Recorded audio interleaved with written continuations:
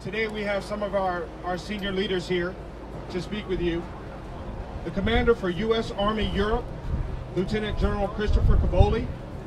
The Joint Support Enabling Service, Lieutenant General Martin Schelleis. Commander of the 21st Theater Sustainment Command, Major General Christopher Mohan. Department of State Consulate General from Hamburg, Mr. Darian Atkins. Commander of the 104th Logistics Support Brigade, British Army, Brigadier Jonathan Chestnut. It's not happening. So these gentlemen will speak to you, and then again, as I mentioned before, we have additionally the 598 Transportation Brigade Commander, Colonel Jin Pak, 16th Sustainment Brigade Commander, Colonel Scott Kinberg, and the Commander of the 2nd Brigade Combat Team of the 3rd Infantry Division, Colonel Patrick O'Neill, will be available after we're done with this session to speak to you if you have additional questions. Right now, General Cavoli. Ladies and gentlemen, thank you very much for being here today. We're very excited to have you. We're also very excited to be here in front of the ARC, and we are unloading the 1st Brigade of the Defender20, which is an exercise that we have planned with our allies to practice and to rehearse the deployment of large numbers of American soldiers with equipment to link up with our allies, in this case 18 different allied nations in Europe, and then to proceed to exercises throughout the continent. So what you're looking at right here is the ARC Endurance, which is unloading a brigade combat team from the 3rd U.S. Infantry Division from Fort Stewart in the state of Georgia.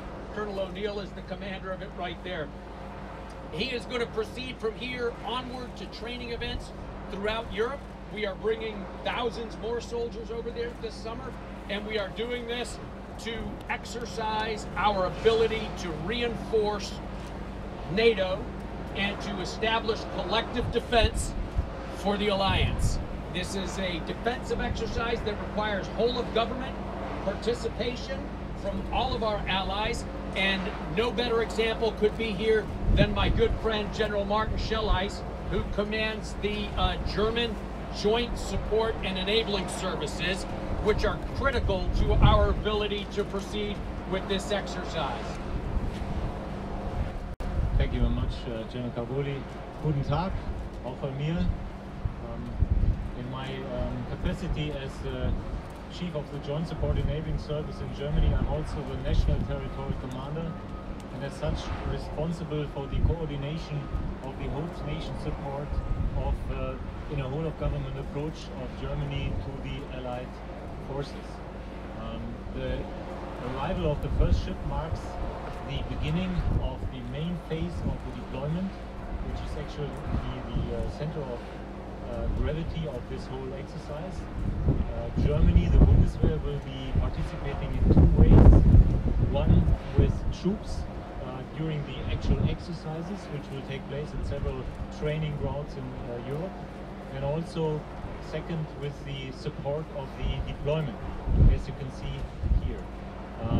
This is a good sign for not just for the alliance solidarity shown by the Americans with the biggest deployment in 25 years.